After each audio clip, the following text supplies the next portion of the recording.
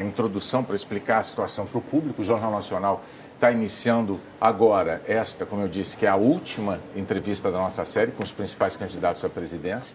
Hoje recebendo Fernando Haddad do PT, como nós já fizemos com Ciro Gomes, do PDT, Jair Bolsonaro, do PSL, Geraldo Alckmin, do PSDB e Marina Silva, da Rede, dos dias 27 ao dia 30 de agosto. Haddad passou a ser o candidato do PT à presidência da República na terça-feira agora. E com 8% das intenções de voto na última pesquisa do Ibope, ele está entre os 5 primeiros colocados, que é um requisito para ser entrevistado aqui ao vivo na bancada do JR. Nas entrevistas, nós abordamos os temas que marcam cada uma das candidaturas, questionamos assuntos polêmicos e tratamos da viabilidade de alguns pontos dos programas de governo.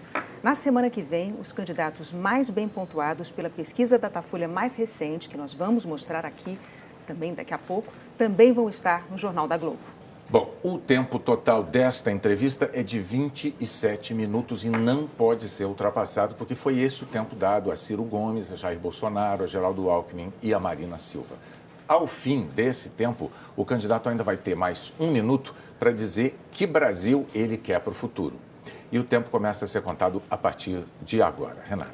Candidato, boa noite novamente. Boa noite. O PT, nas 2 vezes em que esteve à frente da presidência da República, com Lula e depois com Dilma, protagonizou os maiores escândalos de corrupção da história recente do país. O Mensalão e o Petrolão, envolvendo 12 bilhões de reais em desvios.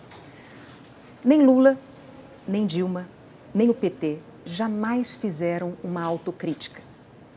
As pesquisas mostram que o eleitor quer um governo honesto. Como é que o senhor vai convencer o eleitor de que a corrupção não vai continuar no novo governo do PT, se não há uma autocrítica, se não há um pedido de desculpas ao povo brasileiro pelos bilhões desviados por causa da corrupção?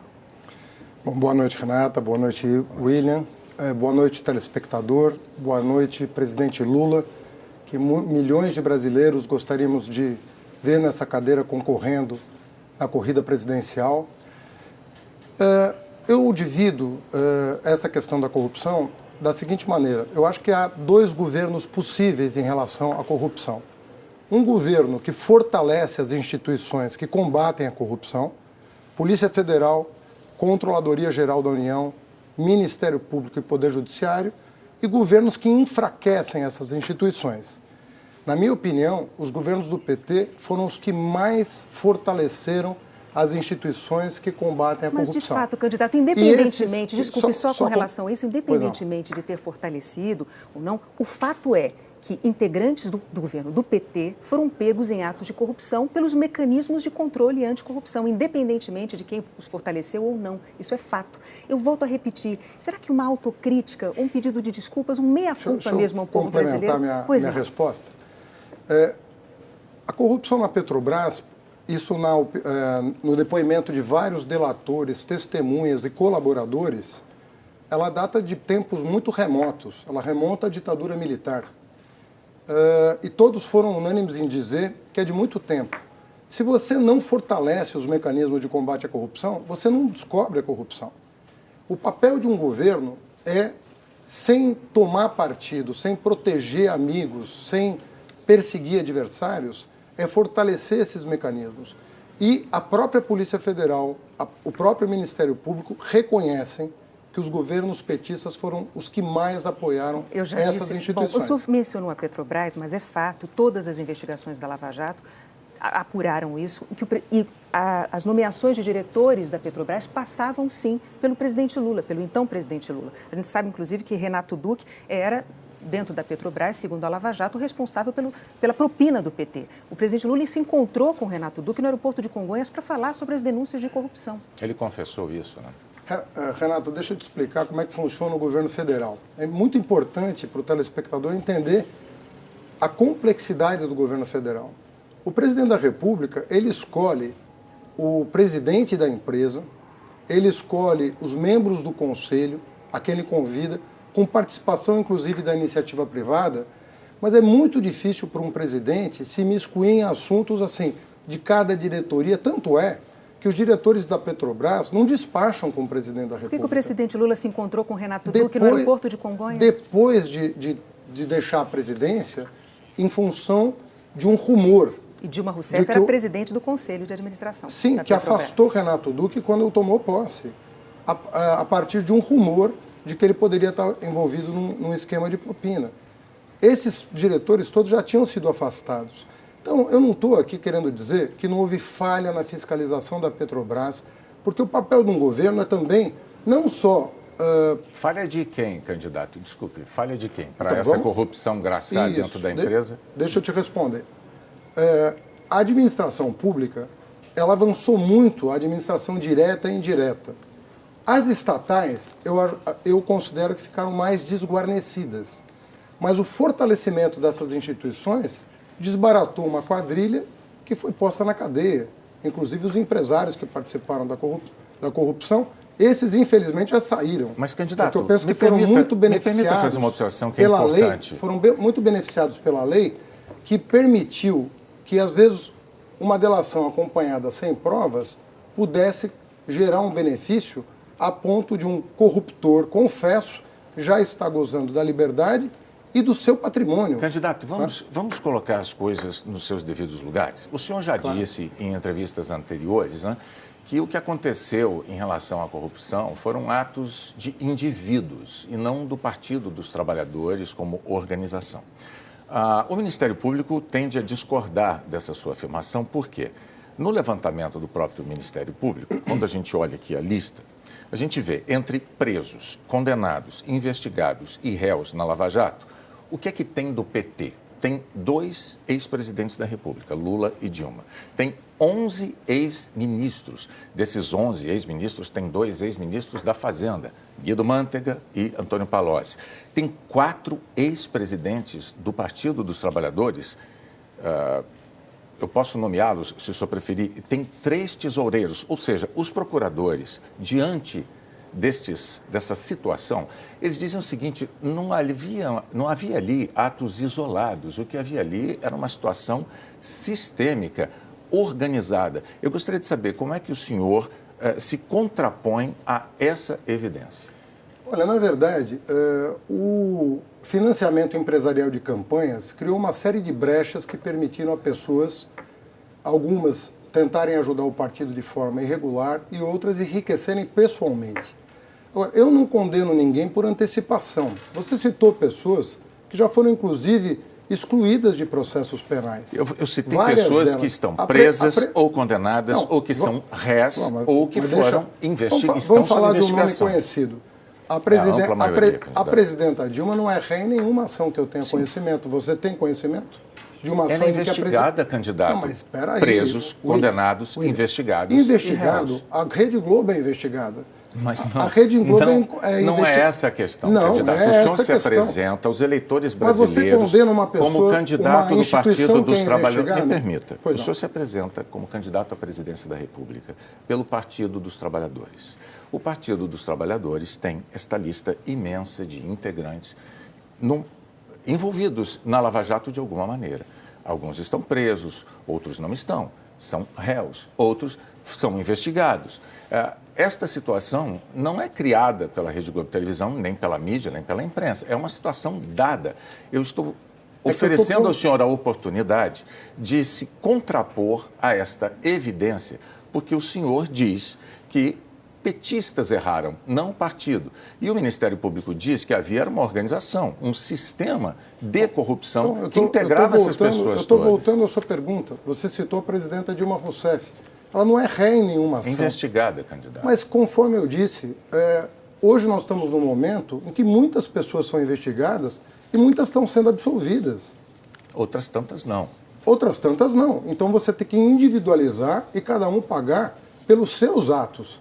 Você não pode, em função de um indício, condenar. E eu penso, Bonner, que a Rede Globo muitas vezes condena por antecipação. Não é pela maneira vocês não tratam Os próprios, eu, como jornalista, o que eu faço é jornalismo. Vocês eu faço perguntas. Vocês não tratariam os problemas da Rede Globo da maneira como vocês tratam os problemas do PT? Os problemas da República, candidato, os problemas da República dizem respeito a uma nação de brasileiros, a milhões e milhões de eleitores que estão agora há dias... Não se trata disso, Nós tivemos problema candidato. Na Receita Federal da Rede Globo. Candidato, e eu não vou aqui ficar antecipando juízo sobre a Rede Globo. Até porque o senhor está tendo, nesse momento, a oportunidade de explicar para o eleitor brasileiro que está assistindo a entrevista. Eu volto a repetir.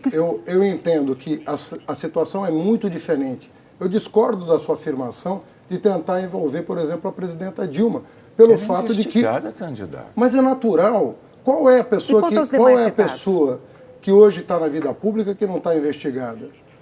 Hoje a delação virou uma indústria, Bonner, que todo mundo, para diminuir 80% da pena, fala o que quer sem apresentar provas.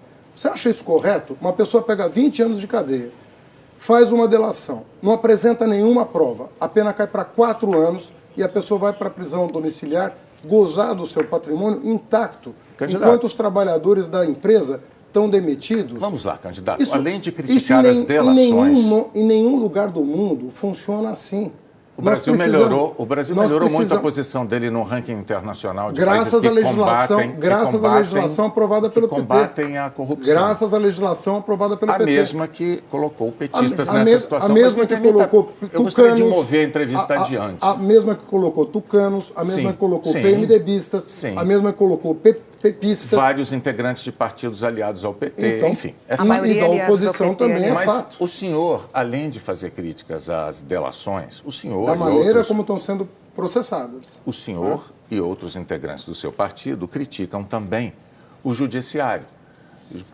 Muitos petistas já se referiram àquilo que seria uma conspiração do judiciário. No entanto, quando a gente olha a lista de ministros integrantes do Supremo Tribunal Federal, a gente observa o seguinte: nos 2 governos de presidentes petistas, Dilma Rousseff e Lula, foram nomeados 13 ministros do Supremo Tribunal Federal. Dos atuais 11 integrantes da casa, 7 foram indicados ou por Lula ou por Dilma. No Superior Tribunal de Justiça, outro órgão superior, são 33 cadeiras, 28 foram indicadas por governos petistas, Lula ou Dilma. Dos 141 atuais desembargadores da Justiça Federal, 141, 92 foram indicados por Lula ou por Dilma. E mais, no TRF4, ele é simbólico, porque o TRF4, em segunda instância, condenou Lula e ele tem quantos integrantes? 27 integrantes. Dos 27 integrantes do TRF4, 22 foram indicados por Lula ou por Dilma. Diante desses números, eu lhe pergunto, houve uma conspiração no judiciário ou houve uma enorme prova de isenção da justiça? Você está perguntando para o Fernando Haddad. Sim, candidato a presidente. Candidato a presidente. Eu vou te dizer. O que você testemunha aqui com esses números é que nós nunca partidarizamos o judiciário. Nunca. O presidente Lula jamais indicou um ministro do Supremo, do STJ, pensando em como esse ministro ia votar. Se ia votar a favor de A ou de B. Se ia perseguir A ou perseguir B. Então não há conspiração, não é, candidato? Calma. Deixa eu responder. Você fez uma longa pergunta, eu quero fazer uma resposta à altura da sua pergunta. Então, o que a sua pergunta demonstra, por números, é que nós nunca partidarizamos o judiciário. Isso não significa que o judiciário não possa errar. E é em função dos erros judiciários... Errar ou conspirar, candidato? Errar. Você está perguntando a minha opinião. Eu nunca usei a palavra conspirar. Foram muitos os petistas que recorreram a essa expressão. Você diga o nome e eu não vou responder por ninguém. Não é necessário. O que eu digo a você é que o judiciário tanto pode errar que os recursos são previstos na nossa Constituição para corrigir os erros do judiciário. Se ele fosse infalível, bastava juiz de primeira instância. Agora, candidato... Você não precisava de recurso. Candidato, o seu nome foi citado na delação da Odebrecht, o seu nome. O seu nome foi citado na delação também de Mônica Moura e da UTC, de Ricardo Pessoa. Muito bem. O senhor acabou de ser denunciado pelo Ministério Público nessa semana por corrupção passiva, lavagem de dinheiro, formação de quadrilha. O senhor e mais 4 pessoas, entre elas, inclusive, o ex-tesoureiro do PT, João Vacari. O senhor portanto, denunciado na Lava Jato. Isso não o constrange como candidato à presidência da República? Olha, se o que foi anunciado pela própria imprensa for verdade, a não ser que vocês tenham subvertido os fatos... Nós nunca fazemos isso, candidato. A Odebrecht e a UTC teve o túnel da Avenida Roberto Marinho suspensa no meu segundo mês de mandato. Eu tinha exatos 44 dias à frente da Prefeitura de São Paulo, quando eu suspendi uma obra por indícios de superfaturamento. Essas duas empresas resolveram me retaliar e, sem apresentar nenhuma prova, foram ao Ministério Público denunciar o que seria o pagamento de uma despesa de campanha que eles não provaram até hoje. 2.600.000. Esses promotores que me denunciaram estão eles sendo investigados pelo Conselho do Ministério Público por terem entrado com uma ação faltando 30 dias para a eleição. Isso é um fato inédito na história do Ministério Público. O senhor e outros candidatos também reclamam, fazem essa reclamação, mas o Ministério Público o Ministério Público, por meio do seu Conselho Nacional, abrindo o expediente para entender por que esses membros do Ministério Público, que tiveram 3 anos para me chamar, para levar a documentação que eu já anunciei, há 30 dias da eleição, tomam uma medida como essa. O Ministério Público lembrando que eu não conheço que a justiça não pode se pautar empreiteiro, pelo calendário eleitoral. Candidato. Mas é o que ela se faz, mas é o que ela faz. Mas, candidato, as ações que são promovidas contra prefeitos, por exemplo, nesse país, é sempre ano par, às vésperas de eleição. Candidato, Virou uma espécie de indústria, uma indústria partidária. Bom, isso aí a Corregedoria do Ministério Público haverá de investigar. O Conselho Nacional vai investigar. O senhor contou aqui que o senhor cancelou a obra do túnel em São Paulo, uma obra que era de interesse da UTC. O senhor cancelou. E da Odebrecht. O senhor fez isso com 44 dias de governo. No entanto, 2 meses depois, em abril, a Prefeitura de São Paulo, o senhor prefeito, assinou uma obra, ou concedeu uma obra à Constran. Camargo Correia, Constran. Constran pertence à UTC. O senhor fez isso 2 meses depois. Sim, eu licitei uma obra que é um terminal de Itaquera. Um terminal de Itaquera. Sim, da mesma UTC. O senhor está argumentando que não faria sentido, faria o menor sentido o senhor se beneficiar de ter suas dívidas de campanha pagas pela UTC, porque o senhor cancelou uma obra da UTC. Eu estou dizendo ao senhor que depois de cancelar esta obra da UTC, 2 meses depois, o senhor deu outra obra para a UTC. Não, eu não dei outra obra para a UTC porque a UTC não foi escolhida por mim.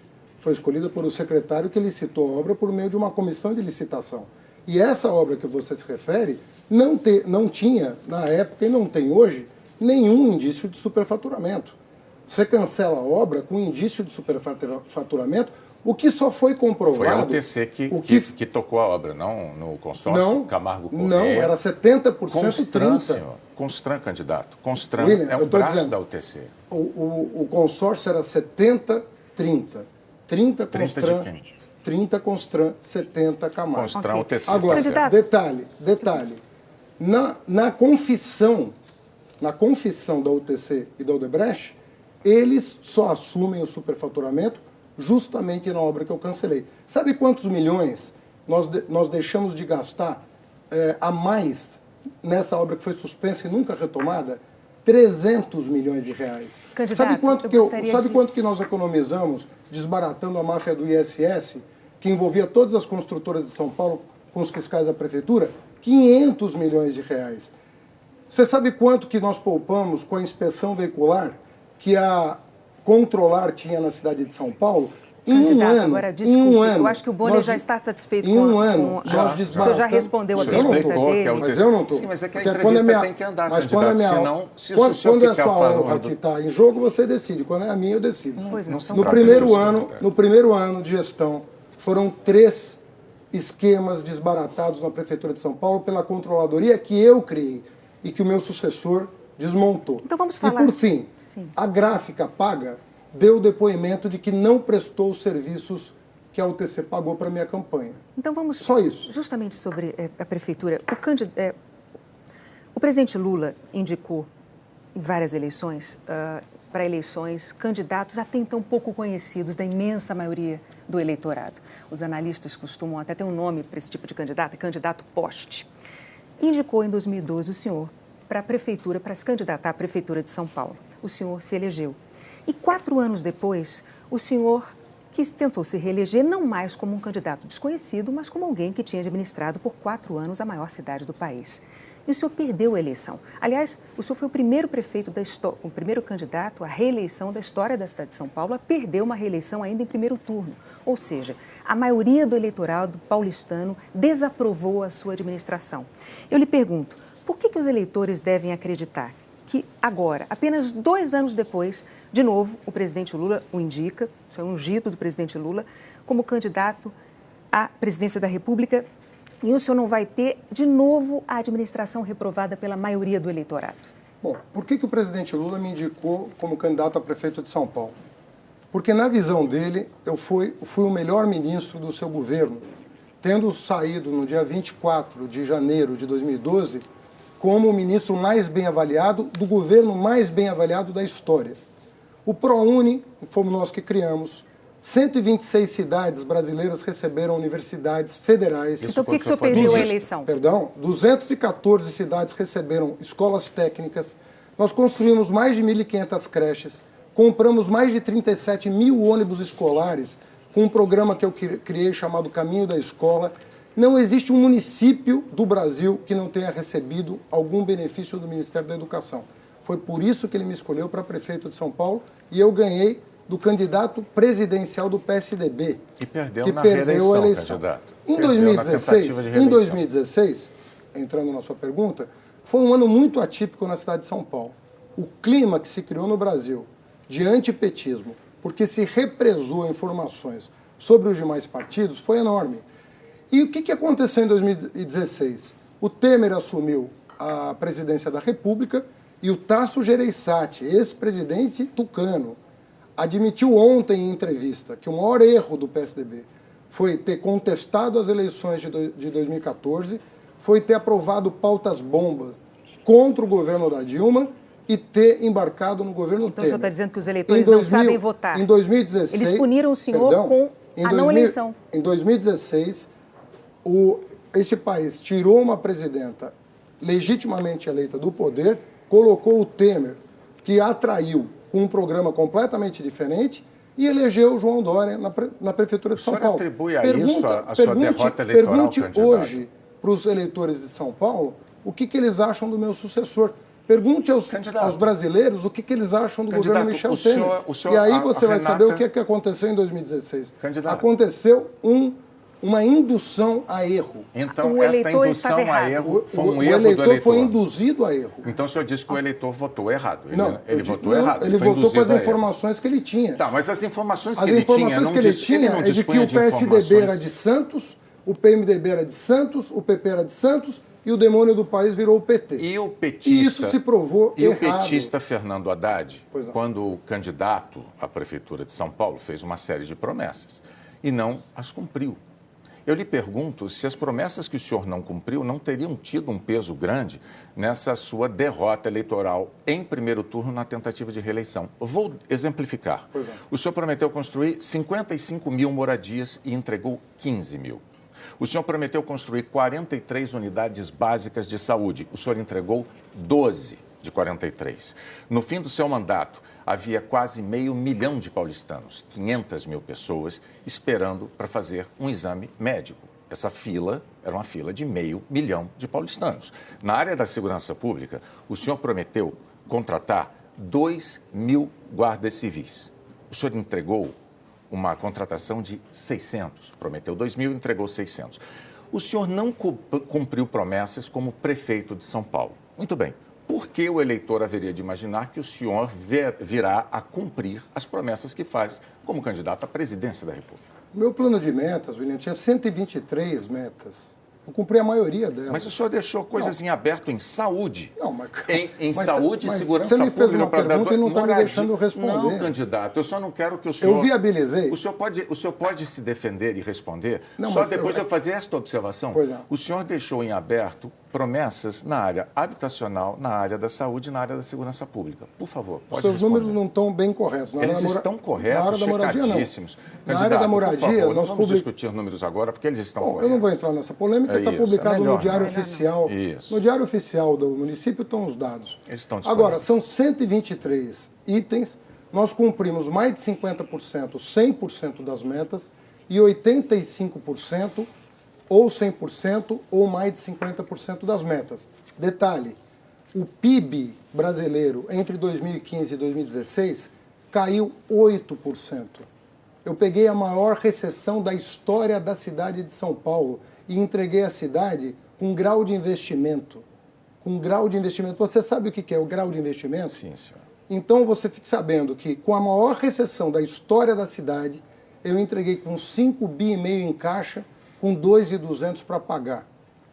Eu tive responsabilidade de manter a cidade de São Paulo sã num período de crise. Hoje, você tem estados atrasando salário, você tem municípios atrasando salário, você tem obras paradas no Brasil inteiro. Você não tem nada disso na cidade de São Paulo, candidato, não por causa do prefeito atual, por causa do trabalho que eu fiz. Ok, para a entrevista, então, render mais, vamos continuar. Para a eleição de 2010, o presidente Lula indicou a então candidata à presidência da República, Dilma Rousseff, exatamente como fez com o senhor em 2012 para a Prefeitura de São Paulo e agora com a sua candidatura à presidência da República. Mas ao sair do governo, ao ter que deixar o governo, a presidente Dilma deixou o Brasil na crise em que todos nós brasileiros estamos mergulhados hoje e quase 11 milhões de desempregados. Hoje esse número já são 13, mais de 11 milhões. Mais de 11 milhões de desempregados, hoje são 13 milhões. Por que os eleitores devem acreditar que com o senhor, o partido que deixou mais de 11 milhões de desempregados não vai agravar a crise? Olha, eu tenho todas as razões do mundo para imaginar que o PSDB não vai sabotar o governo eleito no próximo dia 7 de outubro, como fez em 2014. A culpa é do outro partido? Em 2014, não, a culpa é do PSDB porque o presidente do PSDB assumiu a culpa ontem. Candidato. Assumiu a culpa ontem no jornal de grande isso não circulação. Se sustenta, candidato. Em Dá 2014... licença, eu vou reproduzir a fala do Tasso Gereissati ontem na Folha de São Paulo. Candidato. O Tasso Gereissati falou, nós cometemos 3 erros. Nós, pela primeira vez, questionamos um resultado eleitoral no Brasil. Isso é um crime contra a democracia. Não se faz. Segundo lugar, nós aprovamos uma pauta em que nós não acreditávamos para prejudicar o PT. As palavras são dele, Tasso Gereissati. 3, nós embarcamos no governo Temer. Candidato. E 4, nós embarcamos em Aécio Neves. Isso é o PSDB, esses 4 elementos é responsabilidade do PSDB. A crise é dos outros, então, o que dizer PSDB? dos mais de 11 milhões de desempregados? Mas Dilma Rousseff deixou o Brasil com mais de 11 milhões de desempregados. Governo Dilma, candidato. Quando que a recessão começa? Depois da reeleição. O senhor fez uma pergunta, eu vou lhe responder. Em 2014, durante a campanha eleitoral de 2014, o déficit público passava de 17 bilhões. O PIB, o crescimento do PIB já tinha caído para 0,5%. A presidente Dilma Rousseff, candidata à reeleição, dizia que estava tudo indo às mil maravilhas. Vamos relembrar a história. Não só isso, ela dizia que ia manter, se reeleita, a política que estava implementando para a economia brasileira e ainda acusava, o senhor deve se lembrar disso também, ela acusava os adversários, dizia que se eles ganhassem, ao assumirem o poder, eles iam mexer na economia e iam tirar, aspas, tirar a comida da mesa do trabalhador. Aí, ela ganhou a eleição. Ao ganhar a eleição, tomou posse imediatamente, tentou corrigir os rumos da economia, daquilo que o senhor mesmo chamou de cavalo de pau. Ela deu o cavalo de pau, tentando corrigir a economia, porque ela precisava ser corrigida, só que aí ela perdeu completamente a credibilidade. Os críticos imediatamente disseram que ela cometeu um estelionato eleitoral e nós mergulhamos numa crise de que, aliás, ainda não saímos até hoje.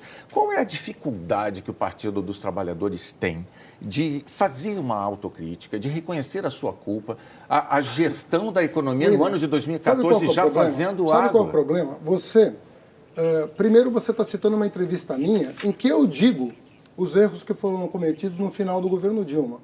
Então, é contraditório o que você está dizendo, porque você está citando uma entrevista minha, em que eu estou dizendo, eu estou fazendo as críticas.